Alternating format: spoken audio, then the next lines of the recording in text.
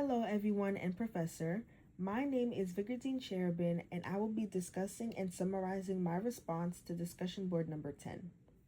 U.S.-based multinational corporations face significant strategic pressure when tariffs introduced during President Trump's administration disrupted long-standing trade patterns. These tariffs targeting steel, aluminum, and a wide range of Chinese imports raised import costs and created uncertainty across global markets. As a result, many firms were forced to reassess their international business strategies to maintain efficiency and profitability. The immediate impact was felt through higher operating expenses, strained supplier relationships, and the need to reevaluate where and how goods were sourced. For companies that relied heavily on low-cost imported materials or components, the tariffs functioned like a sudden tax on their business models, pushing them to rethink procurement strategies, cost structures, and global footprints. One of the most significant consequences was the disruption to global supply chains. MNCs that had spent decades building lean, just-in-time production networks found those systems vulnerable when tariffs made certain supply routes too expensive to sustain. Some firms responded by offshoring or nearshoring components of their supply chain, shifting production to tariff-exempt countries such as Vietnam, Mexico, or Malaysia. Others adopted by diversifying their supplier base to prevent overdependence on any single market, especially China. This diversification protected firms against both cost volatility and geopolitical uncertainty. In addition, companies strengthened supply chain visibility and adopted digital tools to monitor risks in real time.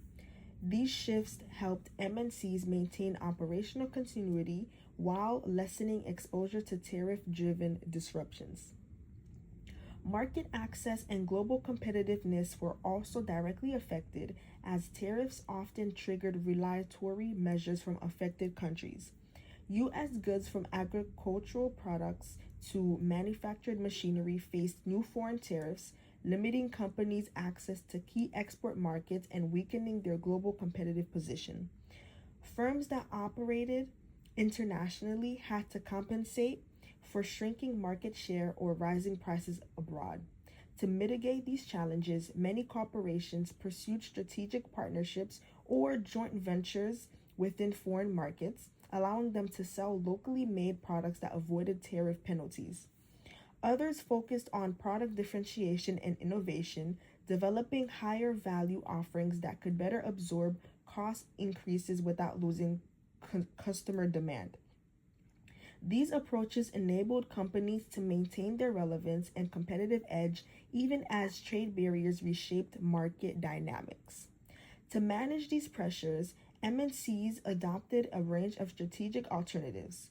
Offshoring production to countries unaffected by U.S.-China tariffs allowed firms to bypass elevated import duties while preserving global cost advantages. Diversification, both geographically and across suppliers, reduced vulnerability and increased resilience.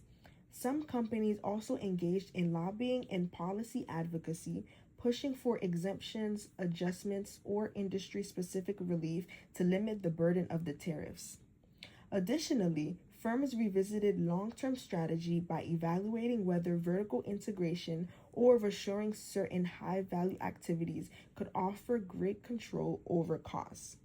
Together, these strategic responses illustrate how U.S.-based MNCs adapted to a shifting trade environment by increasing flexibility, broadening their operational footprint, and developing more resilient global business models.